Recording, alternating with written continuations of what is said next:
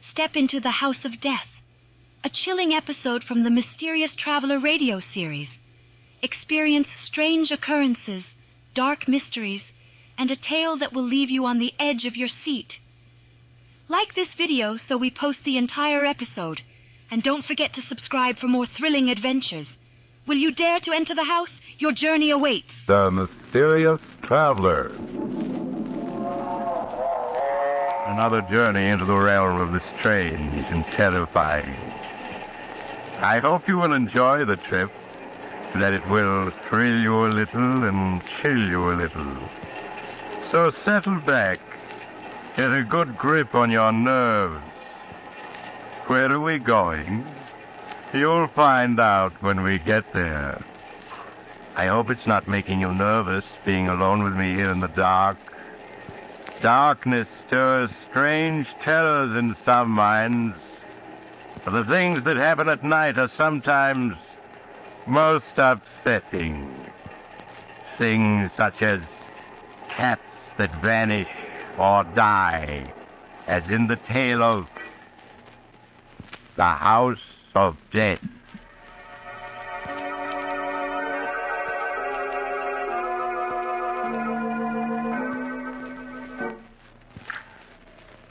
Do hate living out in the country this way, Louise. We're so isolated from everyone. Yes, Martha. It was much nicer when we lived in our own house in the village. And even if Roger and Hester are our nephew and niece, we should never have let them persuade us to move out here with them.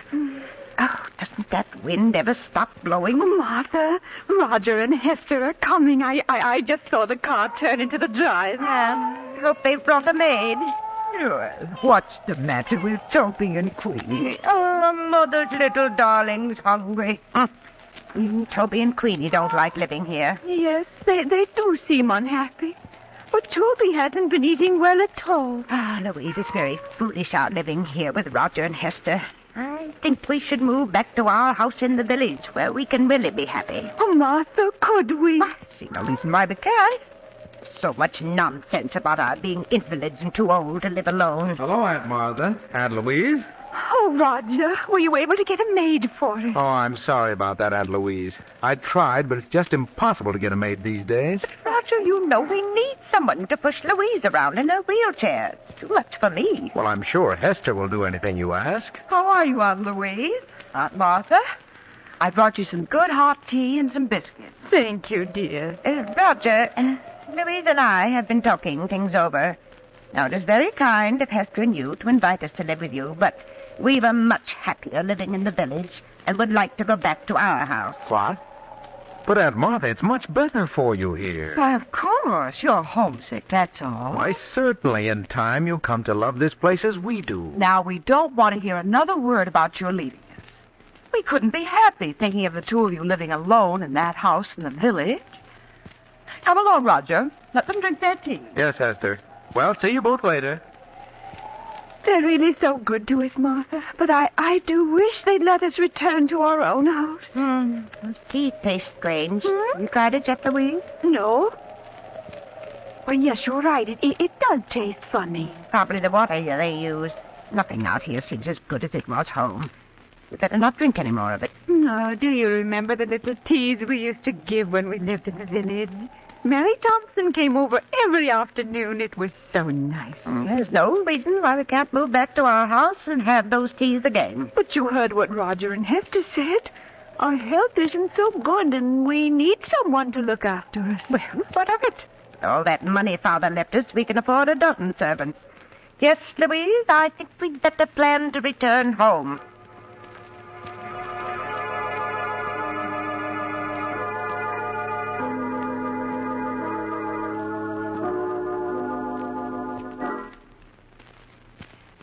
The mail car in sight, Louise? No, Martha, not yet. You know, I've been thinking quite a bit these past 24 hours about returning home, and I think we'll leave here in a few days. Oh, Martha, that would be wonderful. Oh, look, here comes George Gibson now with a meal. And up time, too. Yes. How would that Toby and beautiful Queenie like to go back to their own little home? Oh, Martha, they understand perfectly what you're saying. Look how happy they are. Good they do. Hello, Aunt Martha. Louise. George Gibson just delivered the Sentinel. Oh, Here you are. Thank you, Roger. We've been waiting all day for Well, that's all right, Aunt Louise. Hester will soon bring you your supper. Now, let's see. Oh, Martha, let's look at the obituary notices first. That's just what I was turning to, Louise. Here we are. Did anybody we know die? Now, let me see. Oh, yes. You remember Enos Wilson, don't you? Yes. He died 2 days ago. Poor Enos. He was about your age, wasn't he, Martha? Certainly not. He was a good deal older. Martha, look at this. Why, it says that Mary Thompson is entering the home for the infirm. The poorhouse? Oh, no, it can't be. Oh, the dreadful place. I'd sooner be dead than in that home. Poor Mary. Oh, I shudder every time I think of that horrible place. The poorhouse. Martha, after we move back to the village, can't we have Mary come to live with us? Yes, of course. Going to the poorhouse would be the death of her. Huh? Louise, what are you staring at in this paper? No, it can't be. What can't be? Read what it says in the real estate column. Huh? The old Abbott mansion, owned by the Mrs. Martha and Louise Abbott, has been put up for sale by their nephew, Roger Abbott. What? Why, must be a mistake. We never told Roger to sell our house. I wouldn't dream of it. Why, Martha, it's been in the family for almost a century. How could Roger do such a thing? I'll soon find out. Roger! Now, Martha, you mustn't get excited. But why should he want to sell our house? Are you calling me out, Martha? Yes, Roger. What's this in the Sentinel about our house being for sale? Oh, is it in the Sentinel? Oh, I'm sorry. It is a mistake, isn't it, Roger? No, Aunt Louise. Oh. You see, as co-trustee of Grandfather's estate, I thought it would be a good idea to sell the house. Prices are high these days, and the house is rather old. But you have no right to put the house up for sale without telling me. I won't hear of the house being sold. You mustn't get excited, Aunt Martha. If you don't want the house sold, I'll remove it from the market. Oh, please do. We couldn't live in the house if it was sold, could we? All right. I'll take care of everything. Everything's going to be all right now. Don't like it, Louise. I don't like it at all. Why did he try to sell it without telling us? It does seem strange. Louise, we must get in touch with Judge Smith. Yes. He's the administrator of Father's estate, and he'll take care of everything for us in the way we want it. Isn't that I don't trust Roger, but you must recall the scrape he was in when he attended college. His conduct after that was...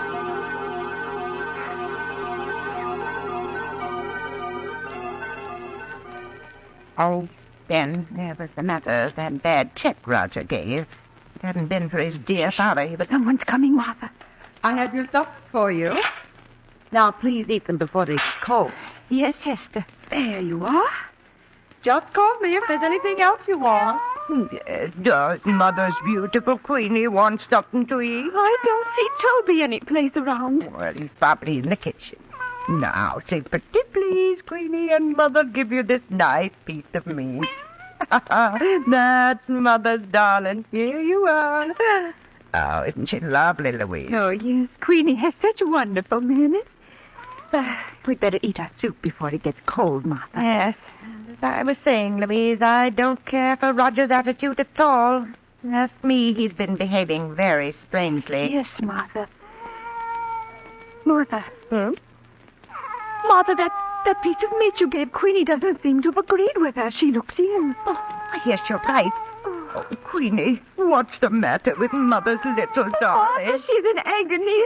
What can we do? Roger, come quickly. Oh, poor Queenie. Roger, suffering so. Oh, Mother. Oh, Roger, do something. We must help poor Queenie. Oh, Roger, look. I'm afraid it's too late, Aunt Martha. She's dead. Dead? But she can't be. She was all right just a few minutes ago. Things like this will happen, Aunt Martha. She was old. She probably had cramps. Roger, you better take Queenie out of here. All right, dear. Poor Queenie. We've had her ever since she was a little kitten. 12 years now. Here, Aunt Louise, you mustn't cry. You still have Toby. Now, why don't you eat your supper? You'll feel much better if you do. Hester, How can you speak of food at a time like this? With poor Queenie's body not even cold. I'm sorry, Aunt Martha. If you want me, just call. Oh, Martha, it won't be the same without Queenie. I simply can't understand it. 1 minute Queenie was perfectly well. Then after you gave her the meat, she became ill. Yes, she was perfectly well until she ate the meat. Louise, the meat, that's it. Don't understand, Martha. The meat, it was poisoned. Poisoned? Louise, that poisoned meat was meant for us. Martha, you don't mean that Roger and Hester... Oh, no. Yes, no. Louise, they're after our money. Oh, what are we going to do? We can't get at the phone. To get in touch with Judge Smith. Our lives depend upon it.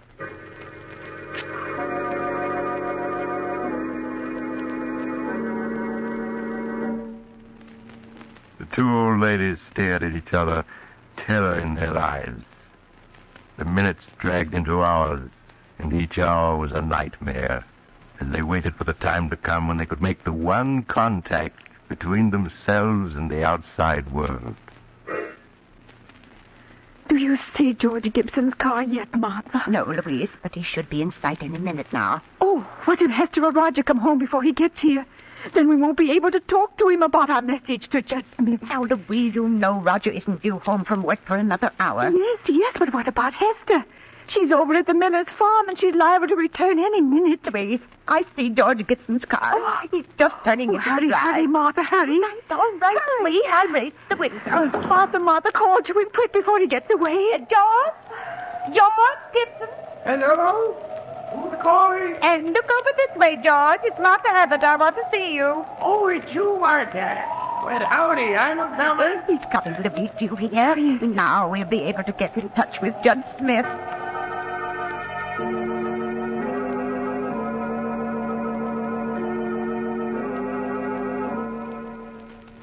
But after George Gibson left the Abbott sisters, he met Hester a half-mile up the road. The two conversed for a minute. Then George Gibson continued on his way. Hester stared after him as he drove away, her face tense and white. Then, as if suddenly understanding the implication of his words, she turned and ran towards her home, her heart pounding with fear.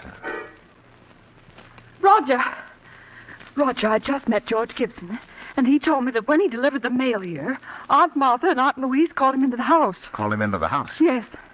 They asked him to get Judge Smith for them at once. I told you it wasn't safe to leave them alone, even with the phone locked in our room. All our plans may have been for nothing. Oh, Roger, do you think they suspect? I don't know. I do know it was a mistake letting them talk to George Gibson.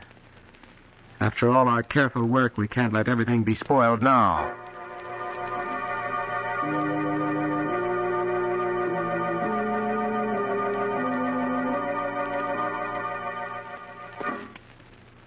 Oh, Martha, these past 24 hours have been endless. Where can George be? He's probably delayed somewhere. Oh, Martha, there. George is coming. He just turned into the drive. I told you he wouldn't fail us. Oh, but Roger and Hester are in the house now. What if they don't let George see us? Nonsense. When George has a message to deliver, he delivers it. Roger's just gone out to get the mail, but... Louise. What is it, Martha? What's wrong? That isn't George Gibson driving the mail car. What? The man driving it's only a youngster. Now he's leaving. Martha, what did it mean? I don't know. I don't understand. Perhaps George is ill and he couldn't come today. Hello, Aunt Martha, Louise. This magazine just came in the mail. Thought you might like to see it. Thank you, Roger. Why didn't George Gibson deliver the mail? Oh, so you noticed there was a new driver today? Yes. I'm sorry to tell you this, but poor George Gibson was killed last night. Killed? Oh, no. He had an accident as he was returning to the village. An accident? Yes. I don't want to speak any more about it. It'll just upset you. Hester will bring you your supper soon. Poor George. That means Judge Smith never got our message. Oh, Martha. Louise, don't you see? It wasn't an accident. But Roger said it was. George was deliberately killed to keep him from going to Judge Smith. Martha, you don't mean that Roger and Hester... Louise, he won't stop at anything to get our money. Oh, Martha, I'm so frightened. Oh, we must have courage or we're lost. Oh, but if we can't get word to the outside and they're poisoning our food. Well, we haven't eaten a thing since poor Queenie died. We can't go on throwing food away or we'll starve. There's only one thing to do, Louise, if we're not to starve. Toby, let's sample our food before we eat it. You mean to see if it's poisoned? Yes. Oh, I know it's dreadful risking poor Toby's life like that, but it's the only thing to do. And meanwhile, we must get in touch with Judge Smith. We must.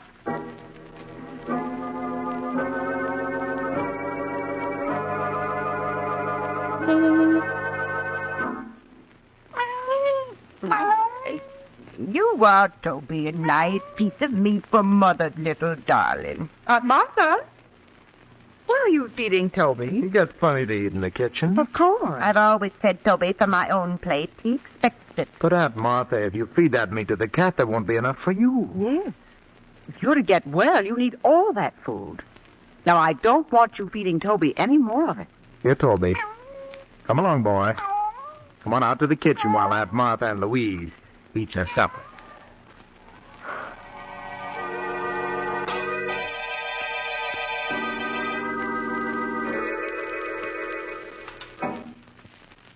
How are you, Aunt Martha? Louise, I brought you your lunch. Doesn't it look good? Yes, Hester, it's very nice. Lunch, eh? Here, Toby. Here, kitty, kitty, kitty. Hester, have you seen Toby? No, Aunt Martha, I haven't. But where could he be? Toby's always on time for meals. He's probably someplace around the house. Now eat your lunch before it gets cold. Oh, Martha, where can he be? Toby will be along in a few minutes. We won't touch a bit of this food until he's tried it first. Oh, I do wish he were here. I'm so hungry. Louise, don't touch a thing on that tray. It isn't safe. Oh, here, Toby. Here, kitty, kitty, kitty, kitty, kitty.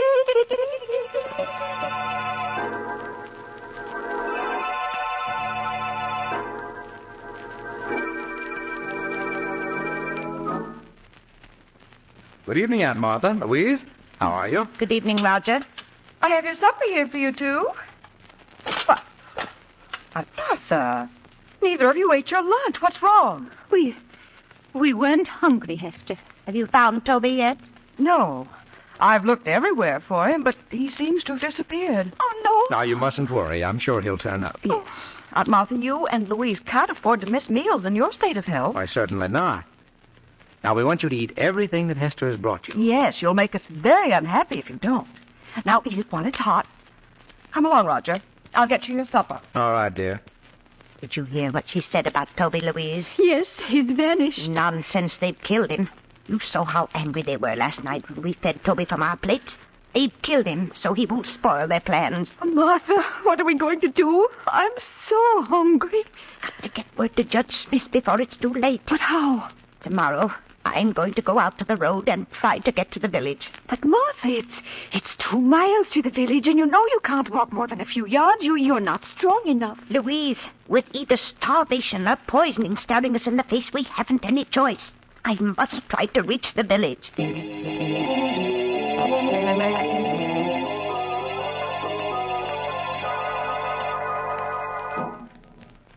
The next morning, after Roger had left for the village and Hester had gone to the Miller farm, Martha dressed as quickly as her shaking hands would permit.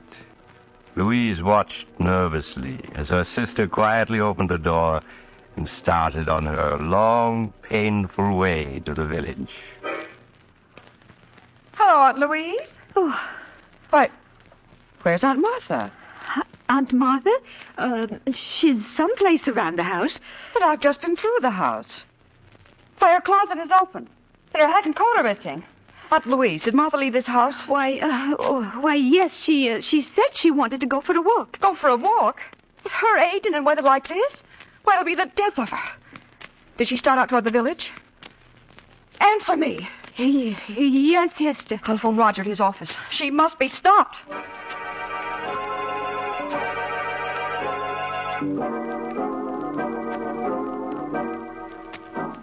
"20 minutes later, as Roger drove along the road leading to his home, he saw a small figure in the distance. It was Aunt Martha. There was a weary, painful look on her face as she hobbled towards the village. In spite of her determined resistance, he put her in his cot, was uppermost in his mind. He must make sure that this could never be repeated. Oh, Martha, I'm so hungry. Yes, Louise, I know. So am I. We've gone 3 days now without eating. We left them our money and our wills. Why must they kill us? They're nothing but common murderers. Oh, if there was only some way to get word to the village. Louise, I've got an idea. What is it, Martha? If we were to set fire to the house, they'd see it in the village. Yes. And then the fire company would come out. Then we'd be able to tell them we'd be saved. Oh, but Martha, Hester and Roger would put out the fire before it could get big enough. Louise, I know a way we can prevent them from putting out the fire. You do? Yes, and we can save ourselves, Louise. We can save ourselves.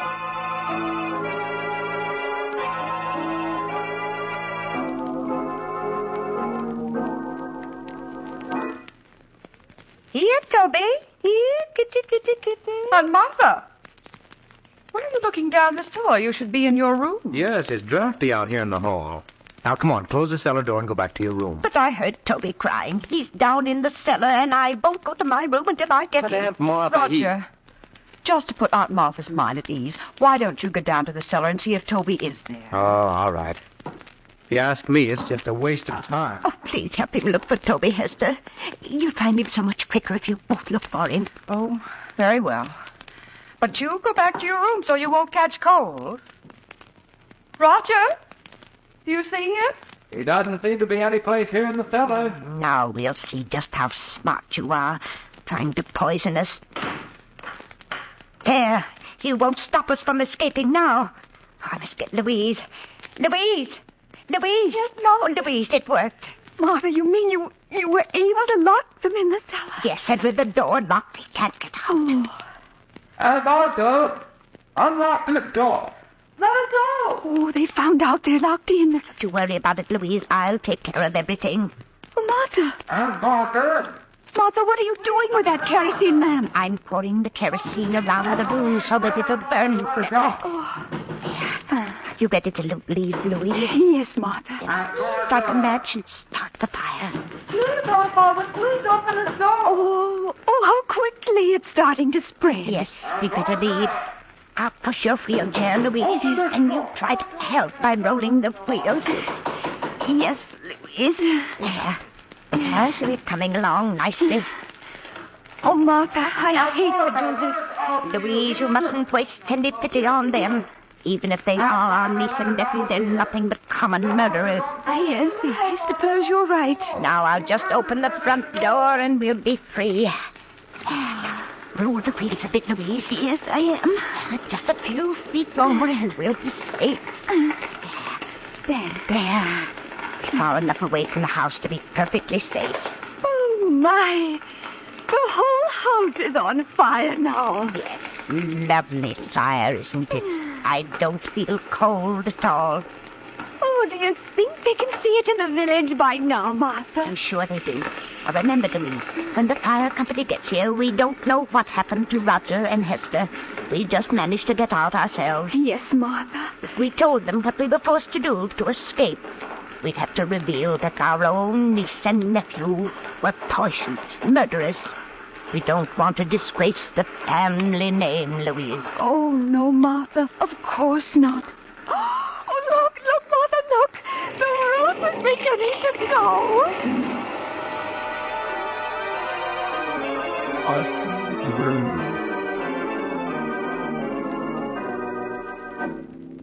A few minutes later, the fire company arrived to find Martha and Louise in the garden, staring at the roaring fire which had been their home.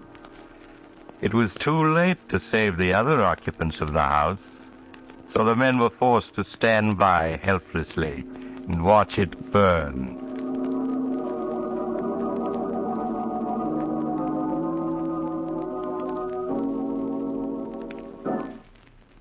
Good morning, Judge Smith. Good morning, Miss Martha, Miss Louise. I trust you're well after that terrible ordeal last night. We're much better, thank you, Judge. Well, now that your niece and nephew are gone, we must plan for your future. Oh, you don't have to bother, Judge. All we want to do is move back to our old house, hire a few servants, and live as we used to. Oh, and I was wondering if you could arrange to have Mary Thompson come live with us. I won't hear of her going to that dreadful home for the infirm. Oh, no, it would be the death of her. Ladies, I'd hoped I'd never have to reveal the truth to you, but now it appears I must. I don't understand, Judge. Last month, the bonds in the trust fund your father left you became utterly worthless. What? Your nephew and niece were afraid the shock of learning you were penniless would kill you. So it was decided to keep the news from you.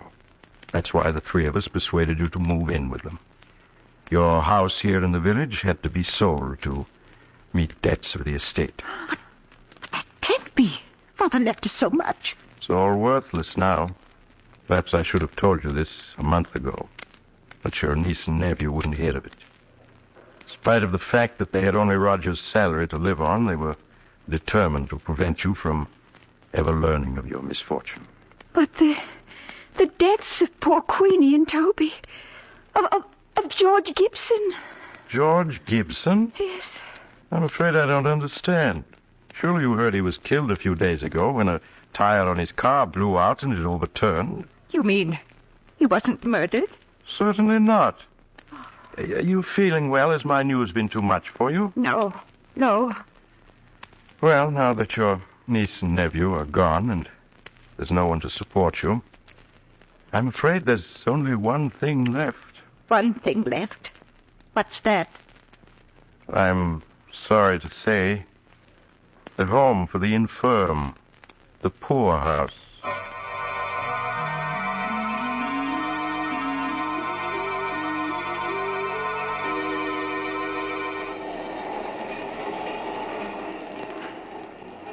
This is the mysterious traveler again. Have you enjoyed our little trip? Too bad about the Abbott sisters. Such nice old ladies.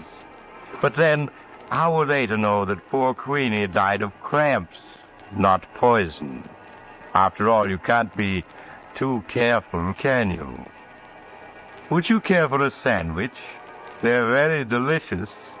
I make them myself. Oh, you're getting off at the next stop. I'm sorry.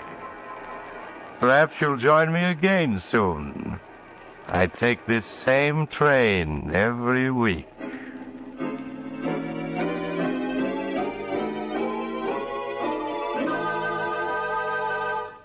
You've just heard Chapter 9 of The Mysterious Traveler, a series of dramas of the strange and unusual, brought to you each week by station WOR. In tonight's program, The House of Death, Irene Hubbard played Martha Abbott, and Elizabeth Morgan played Louise Abbott. The Mysterious Traveler, written by Robert Arthur and David Cogan, is directed by Jock McGregor. Original music was played by Doc Whipple.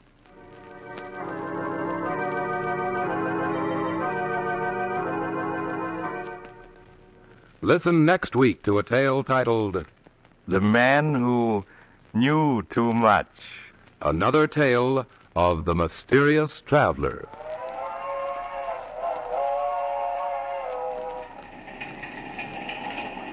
The Mysterious Traveler is presented by WOR Mutual every Sunday at 7 over most of these stations.